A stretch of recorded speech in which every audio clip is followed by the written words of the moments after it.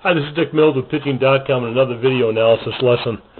I've got an interesting picture here. This is an 8-year-old pitcher on the left-hand side, and that's him as a 9-year-old on the right. And what's interesting is this pitcher is clearly, actually they call him Little Lincecum, so he's kind of trying to copy pitcher Tim Lincecum with the Giants. Let's take a look and just see what happens. I'm going to let these things play. They're not going to be synced up, just so you can see what his motion looks like. And then I'll go ahead and I'll kind of slow it down a little bit so you can see it more in slow motion. But you're going to see some really good things that occur naturally as an 8-year-old, and then some things that changed as a 9-year-old, and the emphasis being why you want to make sure that you're videotaping so you can see these things as they change. Do things happen to improve, or are they going to detract from good mechanics? So we'll let this play through one more time, and then we'll take a look and see what happened between the ages of 8 and 9, and what I really like about this boy's mechanics as an 8-year-old. And some good things about him as a 9-year-old as well. Okay, so let's take a look at them kind of frame by frame, if you will. First thing I want you to notice, actually from both pitchers, and again, these are both the same pitcher, but watch, you look on the right-hand side here, the pitcher is a 9-year-old. Watch what happens with his back foot position there at the rubber. Notice how it's going to change and it's going to lose. See that right there? And you can probably see this. You can see it especially as an 8-year-old. Watch how his foot on the left, how it turns, where now you've got the heel sitting closer to a home plate than the toe, so you have that kind of an angle. You want the foot back against the rubber, the whole foot, because you want the pitcher to go sideways. You can't go sideways when the heel is closer to the plate than the toe. So that's the first thing you want to keep an eye on.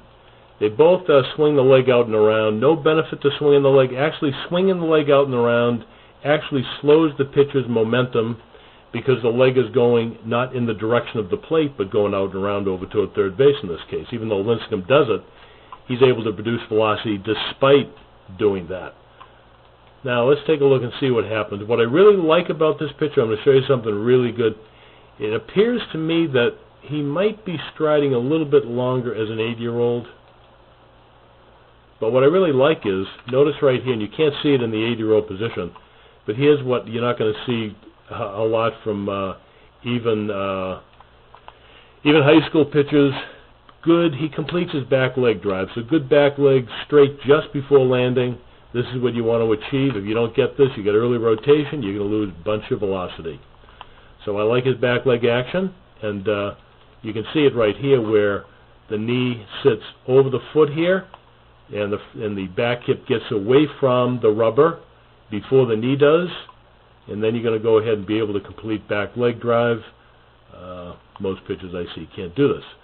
The problem here as an 8, you can see the arm action right here is kind of changing as a 9-year-old, where that elbow is getting very low over here on the right-hand side. So you want to keep an eye on this. His elbow is actually lower here as a 9-year-old than it is as an 8-year-old, even though we don't have a direct side shot. So you want to keep an eye on that. Not a good thing, because it can be stressful on the arm, but you're also going to lose velocity, because if the elbow is down, you don't get a full stretch across the shoulder, so the arm doesn't act as a rubber band coming through. So like the back leg action, pretty good bracing action as well in front. Can't see the left-hand picture too well, but I can see they both brace up very well. As a 9-year-old, it appears to me that his foot is not out as far away from his front knee, so we have this kind of an angle right here. You want that foot to be further out. You want the knee to line up with the heel to have better bracing action. And let's see what happens. Right here we've got them right here, maximum external rotation, where the arm is laid back right here. You can see this, the arm is laid back right here as well. Looks like it's a little better external rotation as an 8-year-old. Now we're going into ball release, racing action, and we have a good, let me get rid of these lines here. We have a good finish.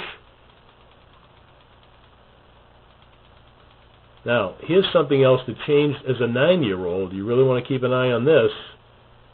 Remember, the 9-year-old's on the right. Notice as he gets to ball release, the foot gets on the ground, and we can see right here, if we look closely, the back leg, the back foot has left the ground before ball release. Not a good thing, because you're going to lose force production, and when the back foot's off the ground, it's almost like you're throwing at a moving target, so it's going to adversely affect control as well. You want to keep an eye on that, fix that.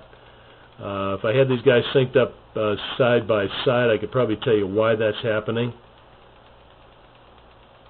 But all in all, you want to keep to natural throwing actions, and of course the pitcher on the left is an 8-year-old, has more natural arm action. Over on the right, he's trying to do what Tim Lincecum is doing. Tim Lincecum doesn't really do what this 9-year-old is trying to do. So that's why it disrupts his arm action. He ends up with a low elbow position. I'd go back to the old natural arm action as he was doing as an 8-year-old. He'd have much better success. You can't see it here very well, but it looks to me like the front foot is kind of blocked off too much. In other words, it's too angled toward third base. So you want to, you don't want that foot to be completely blocked off like that. You want the foot to be kind of, there's a slight angle to the front foot, so you want that more pointed toward home plate. Let me see what other things. So I'm saying basically the problems, back foot, keep the back foot against the rubber. Don't swing the leg out and around. Get that front hip going toward the target. The legs along for the ride. Just drive the front hip at the target, and then get into a good braced up position of landing. As that 9-year-old, what I keep an eye on right now is posture. You can see you've got some leaning here going on at the end. You want to fix that. Just to have the pitcher, look, level head. Keep your head level, directed right toward the target. Keep your eye on the target. It looks like he's not really watching the target here as he's throwing. Keep that foot against the rubber again, and then basically he's going to be in good shape. So you're not videotaping from not just year to year. You should be videotaping, in my opinion, almost every lesson, because if you don't videotape for a month, you could have a pitcher doing something wrong for an entire month. His velocity changes, is putting more stress on his arm, and you don't even know it. So if you're not videotaping, as I say, you're guessing. So